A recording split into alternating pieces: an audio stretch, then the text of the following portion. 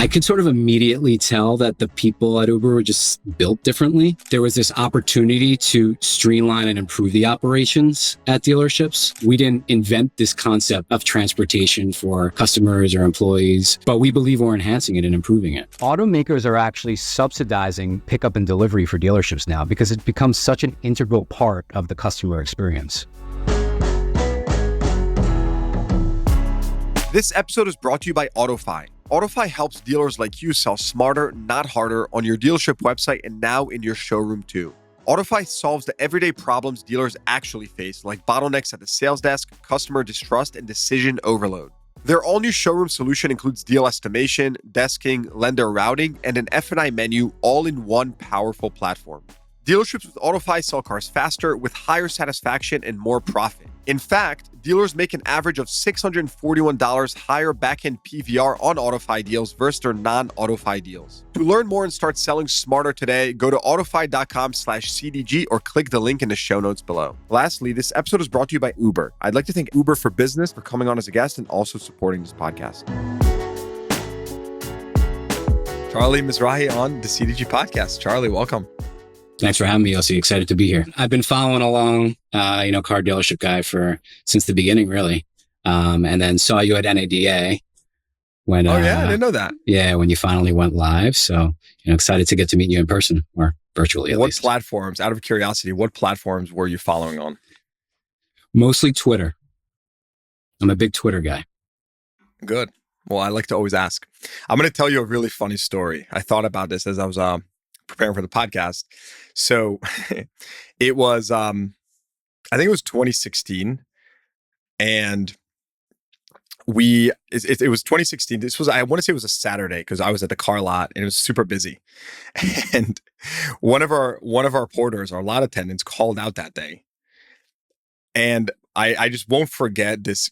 We were like super busy showroom. My GM looks at me. We're like, what are we going to do? Like, we don't know what to do with customers. Like, they all have to, like, some customers need to, go pick up a trade-in. I mean, long story short. And my GM pulls out his phone and he's like, here, let's just do something. He starts ordering Ubers. Now, mind you, you can correct me if I'm wrong here, but there's no such thing as like Uber for Business back then. Maybe there was. We didn't know about it. And I won't forget that story because I remember how we were just like, we became like a shuttle service that exact day. And we had like Ubers pulling up left and right, and the whole showroom was super confused. But it was just funny thinking back to those moments because number one, like, war story. It's a Saturday at the dealership. Things are bananas. And you're just saying like, okay, like how do I make this work? Plus you're not fully staffed. And anyways, that was sort of our introduction to like, being a bit more creative with Uber and all these types of things. But first thing I thought of when I was preparing for this was I was just thinking about you and the conversation we're going to have and, that experience we had. So, funny times and really how we got introduced to what you do today. So I'll leave you with that. I would love to hear a little bit about your background. Today you run automotive here in Uber, and which we'll talk about what that even means. But can you just get us started? You've been on this rocket ship company, and for quite a while. So can you give us a little bit of your story? Yeah, I'm actually really glad you brought that up because we've heard stories like this many times before Uber was even in the dealership business.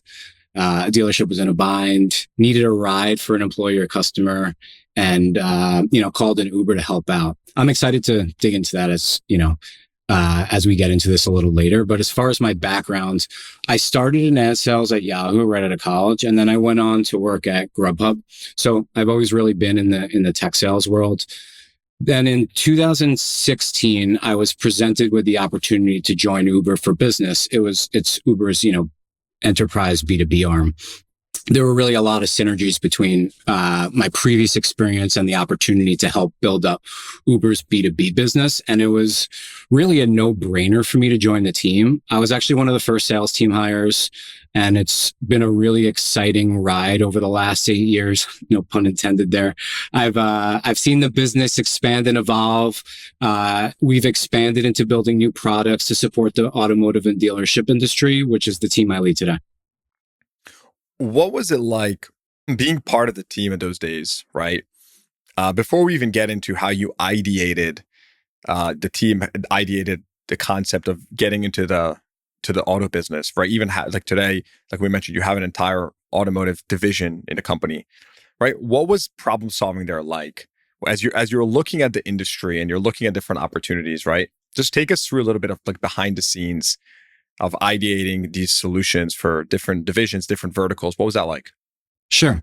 Yeah, when I first joined Uber for Business in 2016, it was still the early days. We had one, maybe two products in our product suite, and we were pretty laser focused just on streamlining and improving corporate travel. At the time, organizations were still primarily using taxis and black car services when their employees were on the road for business. And we really recognized this immense opportunity to transform the business travel experience. We quickly gained traction, especially in industries like tech and law, consulting, finance. They had employees on the road all the time. But then we soon realized we could really leverage Uber's technology and scale to help transform transportation across other industries as well. So, with that lens, we really started to deep dive into industry specific use cases. And we built products that sort of seamlessly integrate with industry and business daily needs and operations. Out of that came a new product called Uber Central, which enabled companies to coordinate transportation on behalf of their employees, guests, or customers across a wide range of industries. Auto being one of them, of course, but hospitality, logistics, healthcare, and others. And, fast forward to today, we work with more than 200,000 organizations. We're providing rides and meals for not only their employees, but guests and customers through a whole product suite. So I talk a lot about there's a dealership in New York, Paragon Honda. And I see you nodding. Well, I love Brian Benstock, their GM. I love how he talks about pickup and delivery, right? It's a big thing for them. It's just part of their ethos. And, they've generated millions in revenue from offering, service like that. I'm curious to know at what point in your growth, right, did automotive come into the picture, right? What was that thought process like? What did you set out to solve? Give us a little bit of, insight into that. Yeah, and I'm familiar with Paragon Honda being a native New Yorker. When we started thinking about the auto industry years ago, you alluded to this in your story a few minutes ago, but we felt that there was a very natural alignment between our strengths as a business and many of the auto industry's pain points. And so across the board, right, like dealerships require efficient, flexible transportation solutions, whether it's to provide a ride to a customer while their car's in the shop, or, send an employee out to pick up a car or move parts from one shop to another. We really believe that Uber for Business had the technology and scale to integrate into dealerships' workflows and help solve many of these challenges and deliver a premium customer experience, right? And so I would say this opportunity became even more clear during the pandemic. Shuttle programs, as became obsolete, right? People weren't able to be in small spaces together. Many people were uncomfortable waiting in lobbies, and dealerships really needed to find new solutions to meet the needs of the moment. That's where we were really able to help and decided to go all in. It sort of validated our fit in the industry. The early adopters had such positive feedback that we knew we were onto something that could really help. And after dealerships saw the response from customers who, as you'd imagine, tend to prefer a faster private ride to a shuttle, and also the cost savings of only paying when they needed a ride, there was really no going back. It's been an exciting couple of years since then. We've built up the automotive team, dedicated to supporting both dealers and our OEM partners, by the way. And the team now consists of sales, account managers, as well as integration leads and some other supporting functions, all which are specific to auto. They know the ins and outs of the industry. We've learned the lingo. We follow the trends. every single day, the team is speaking to dealerships to really better support their businesses. And we know that adding yet another technology to sign into at these dealerships can be a bit tedious, right? So in the last few years, we've really built out our integrations and partnerships with DMSs within the industry, just so we could really live within, the dealership's existing technology suites. We've spent a ton of time working closely with dealerships to explore how Uber for Business can help. We want to improve their internal workflows. We want to improve their customers' experiences. And it's really helped us inform our roadmap. So I just say it's been really cool to see the transformation from when dealerships integrate Uber for Business into their workflows. And, for many of them, it's a game changer. Mm-hmm. So what was that like, right? The pandemic hits and you've been scaling this solution, this product. What do you actually do at that point? And how are you able to infiltrate the car business so well and within dealerships? How'd you do that? Well, there was some organic adoption, right? So it wasn't just this, outbound effort of our team calling dealerships and trying to get them to adopt the solution. It sort of happened organically.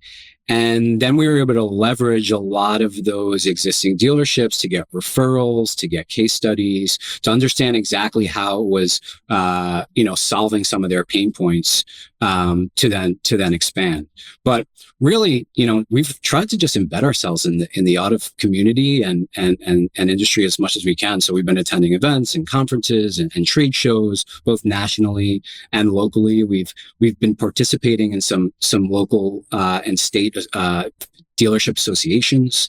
And so it's really just a matter of having conversations with dealerships every single day, learning what they're doing, and identifying areas where we could sort of provide them solutions that make sense for both their employees and their customers. We finally did it. Car Dealership Guy News is live and ready to serve the car industry. We're not a traditional news outlet, and I'm not a journalist, but I believe the market deserves concise and unbiased car industry news presented in clear, straightforward English. From the latest stories in automotive to CDG podcast summaries, dealership best practices, and even consumer deals, we're going to offer it all. And the best part?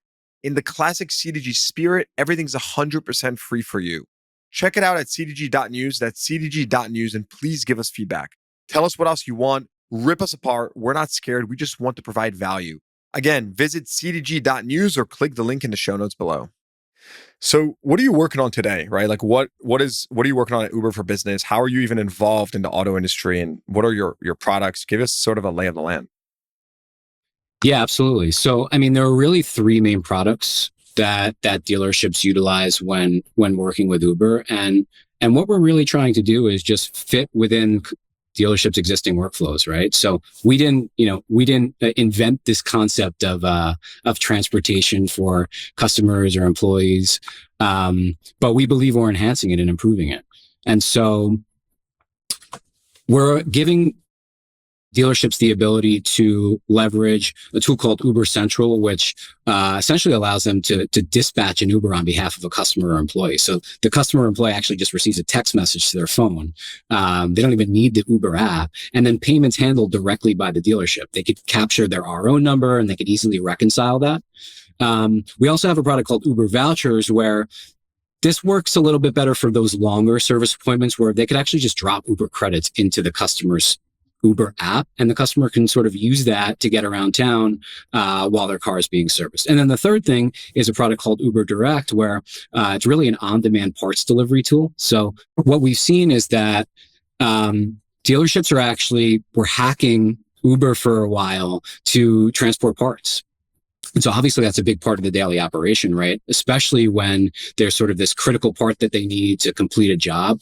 And so we actually built out a product specifically for that, where now you could actually leverage Uber to get on-demand parts delivery to the dealership and to customers to get that customer out the door. So all this is then managed on the back end through an administrative dashboard where they could sort of manage user access, policy controls, access detailed reports, and also have streamlined billing.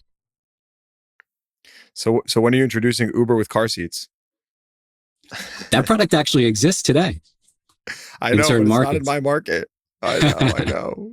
That's the product we all need. Uber with car seats. Talk about immediate product market fit. It's actually going to come in handy for me too, although it's not in my market, but I have my first child being born in August. So Oh yeah, I love it. I think one thing about our industry that's interesting is like there's been a proliferation of just like new technologies and stuff, all that, but a lot of it's been overhyped, or maybe overhyped's not the right word. You know, maybe a better word would just be saying that, the industry spoke about digital retailing, and obviously now AI is the big thing. And there's many different use cases, but a lot of it is not yet solving, a huge issue for dealers. I'm curious to know from your perspective, how do you view, right, something that it's like, it feels like so simple, right? This is not AI. This is not some robot. I mean, this is simply, let's make life a little bit easier for our customers and for the dealer by offering, pickup, delivery, shuttle, whatever reason you use, transportation. How do you view that as something that, obviously it's embedded into the dealership's process, but how do you view just something that is so simple yet, many dealerships across the country don't offer it? What's your take on that? I'm sure you have a bunch of case studies and kind of metrics and stuff like that on the back end that show the value of offering such a simple service. Curious to know what that really looks like behind the scenes and the value that a product like this has really driven for dealerships. yeah, look, I think that's the magic of Uber, right? We sort of sit at this intersection of the physical and the digital world. So, with a press of a button, a car shows up. Like, that's pretty cool. There aren't too many other on-demand type of solutions that exist, right? And so, the way that we usually have these conversations with dealerships is to not necessarily think of Uber as a replacement per se, although that does happen at many dealerships where they ultimately decide, hey, this is the best solution for us, and we're going to move away from loaners and shuttles to some extent, but really as just another tool in their arsenal, right? So ultimately, what they realize is providing that flexibility for them and the convenience for the customer to say, hey, when we're in a bind or we don't have an extra loaner vehicle, or our shuttle's already out and we can't have our customers waiting around for an hour until the shuttle gets back, to be able to call a car on demand and get their customer out is pretty amazing. But I have to imagine that you maybe approach some older school, GMs or stuff like that are pretty apprehensive, and not for, I'm not saying for a good reason, but just people don't like change. How do you handle that, or like how do you have those conversations? Yeah, I mean it's a great question, and of course, we come up against that from time to time. Just getting these dealerships just to think a little bit more tech forward and think a little bit more about new innovative ways that they could provide convenient and great experience to their customers. I think ultimately, we all know that CSI scores are what drives a lot of these dealerships business. And when CSI scores are high, everybody's happy and everybody wins. And so, by sort of walking them through this concept of and storytelling really, and creating this narrative of, hey, like in this situation, when you have this customer waiting and there is no other way to get them out. And by the way, your service line is backed up and you can't bring in any other customers because you don't have enough vehicles available to get them through. Here's how you can get these folks out the door and increase that throughput as well. So that's when it starts to kind of click. On that note, have you seen any like non-standard use cases with dealerships across the country? Anything other than the traditional like pickup, drop off a customer? Yeah. So I think, the primary use case is that courtesy ride use case for, service rides. But we do see a lot of dealerships also leveraging Uber for vehicle pickup and drop off, for parts delivery. Beyond that, we also have dealerships and dealership groups that are using Uber for employee and executive business travel, especially at the group level. And then more recently, actually, Uber Eats has come up a lot.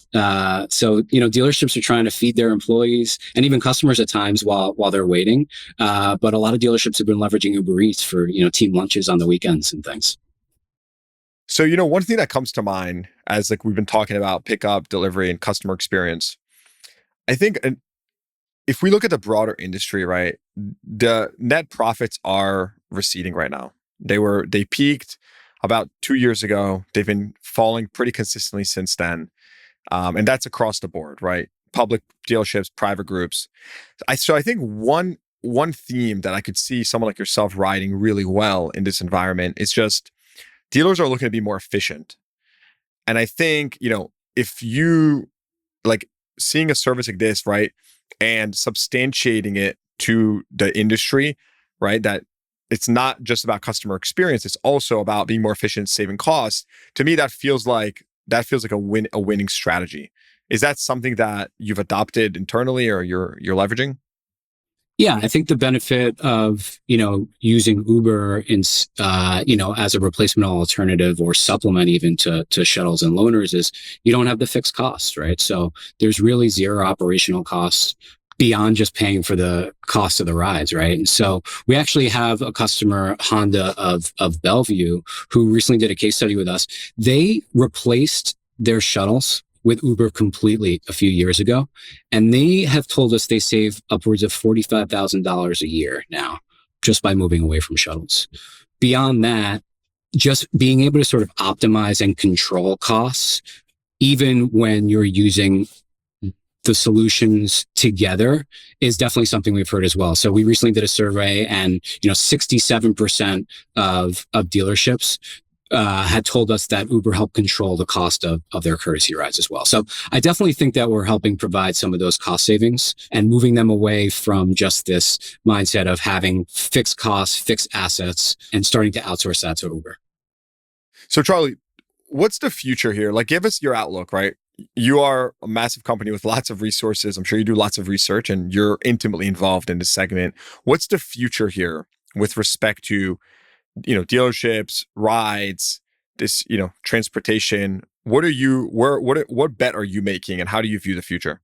I think it's going to come down to, dealerships having this healthy balance and a mix of just different transportation options that they're able to provide to their customers for that convenience and flexibility. So I think there's certainly a shift towards moving away from some of these legacy type of transportation options, especially as it comes to courtesy rides.